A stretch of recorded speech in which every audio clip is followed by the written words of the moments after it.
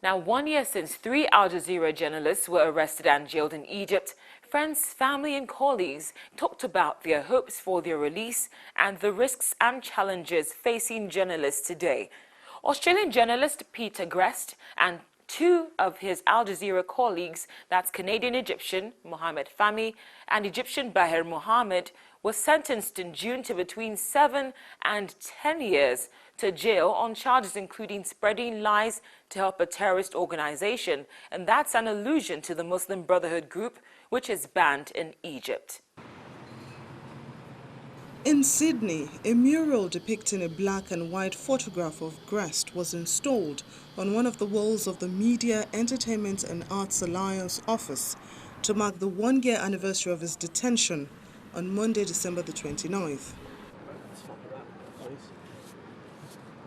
Greste, who worked for a number of news organizations, including Reuters and the BBC, before joining the Qatar-based Al Jazeera television, was sentenced by a Cairo court to serve 7 to 10 years in jail. Jane Wattington, acting director of the International Federation of Journalists Asia-Pacific office, said Greste's case highlighted the dangers facing journalists in today's world. He described it perfectly in his paper when he said journalists are no longer at the front line, they are the front line. We are just about to release the IFJ killed list for the year, and there's over 100 journalists who've lost their lives doing their jobs. Egyptian President Abdel Fattah el-Sisi suggested in November that it was considering pardoning the 3 journalists, with an appeal for Greste due to be heard on January the 1st. Speaking from his farm near Tamworth in Australia's New South Wales region, Greste's brother Andrew said he hopes the appeal would result in the prompt release of his sibling with no remaining convictions in Egypt. Obviously a pardon would be an awesome outcome, because Peter has done nothing wrong. He doesn't deserve to leave Egypt with a conviction. He's completely innocent. We saw no evidence against him presented in court that backed up the claims that were made. So the family would welcome a pardon if that was to occur, and the sooner that happened, the better. Hopes are fading, however, for his release after Cairo sent mixed signals about his case. This is coming from the Australian Foreign Minister, Julie Bishop, who spoke to the Australian Broadcasting Corporation on Monday. I suppose all of us thought when they were first arrested this would just be a matter of days before they were either released or deported, or it would all go away. And as the year's gone on, I'm still incredulous, to be honest with you. And I suspect that they have just sat there thinking, when will this end? Everybody believes that they'll be freed eventually. I don't think people believe that we'll still be looking at sort of 7 to 10 year prison sentences. But we've said that all year, and all year people have said, oh, they'll be out soon, they'll be out soon. Well, they're not. They're still in prison. Bishop raised the possibility Greste could be freed before the January 1st appeal hearing, but she said the Egyptian foreign minister had told her they had to wait, with no sign of Sisi exercising his authority regarding a pardon or a clemency plea in advance of the appeal. And what we're hoping is when we get the guys out, that doesn't mean the end of it. We will keep protesting for other journalists who are unfairly imprisoned all over the world. Acting Director General of Al Jazeera Media Network, Mustafa Suag, said Egypt's justice system had failed them. It has been very difficult to deal with the situation, because while we were hoping that the legal system would give them justice, it happened exactly the opposite happened. Human rights groups and Western governments have condemned the trial of the journalists, and the United Nations questioned Egypt's judicial independence. Top window, middle. After the break on Network Africa, we take a look at the biggest stories which made headlines in 2014. Welcome back. Here are some of the African stories which made headlines in the year 2014.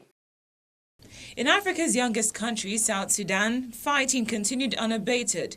The conflict began in the troubled East African country in mid-December 2013. The violence took an ethnic turn, pitting government forces against rebels loyal to former Vice President Riek Machar.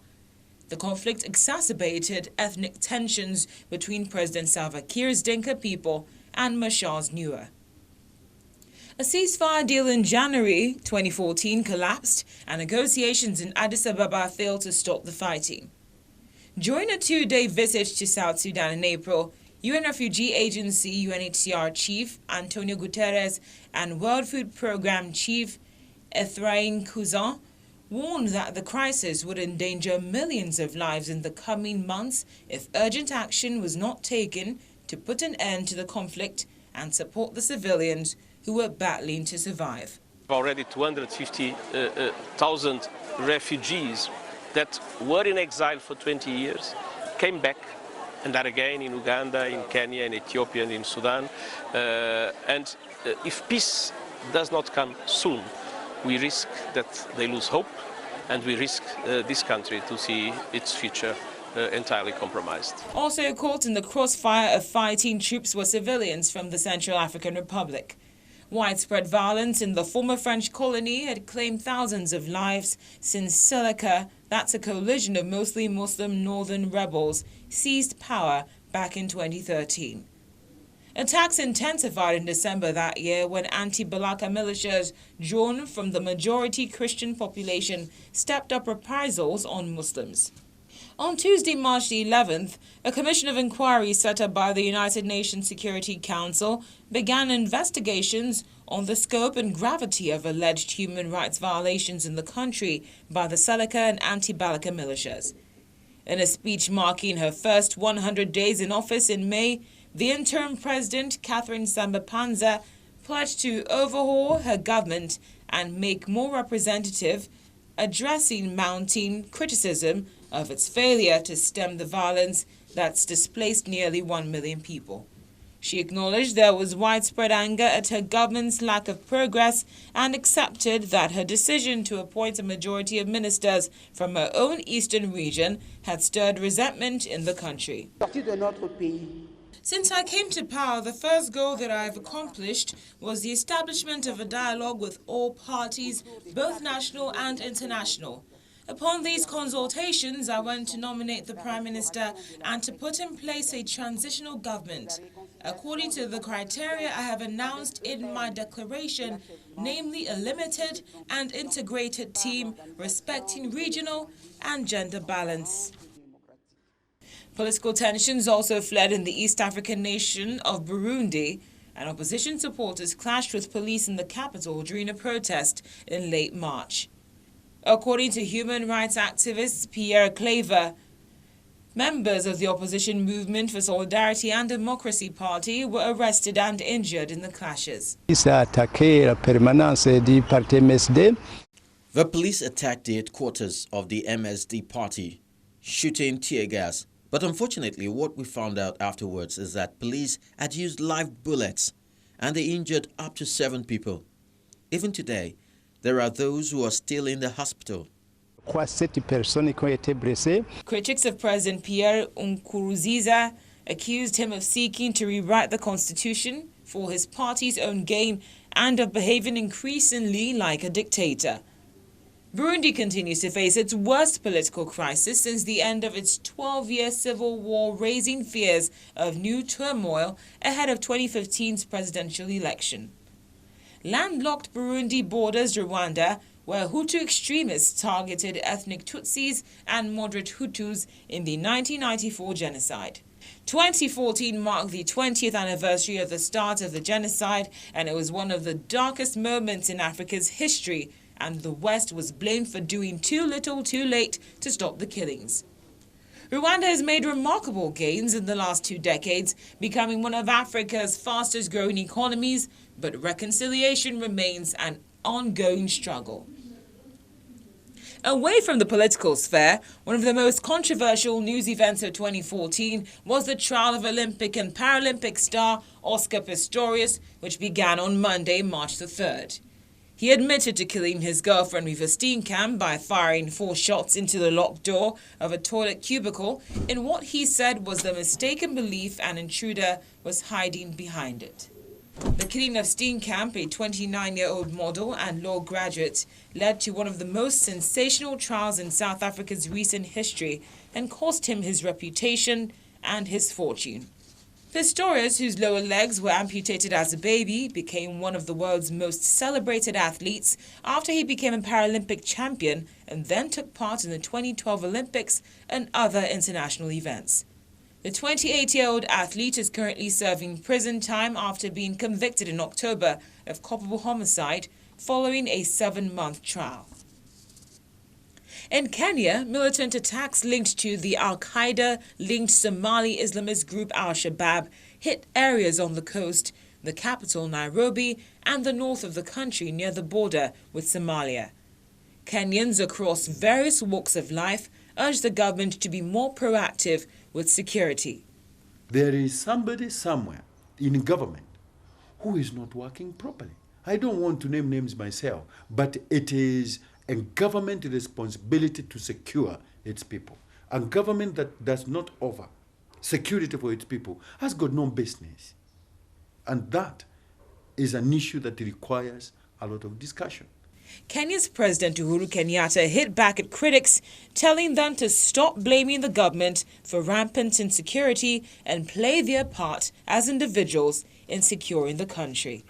No matter how much we do, there will never be one policeman for every citizen in this republic. It's not possible. Let us not cheat each other. Unless we as citizens work together with our security forces, all the things that we're talking about will never happen. So the responsibility lies first and foremost with you and me as citizens of this republic.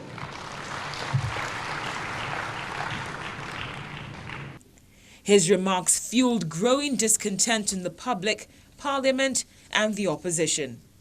Many demanded that the president remove Interior Minister for Security Joseph Lenku and Inspector General of Police David Kimayo.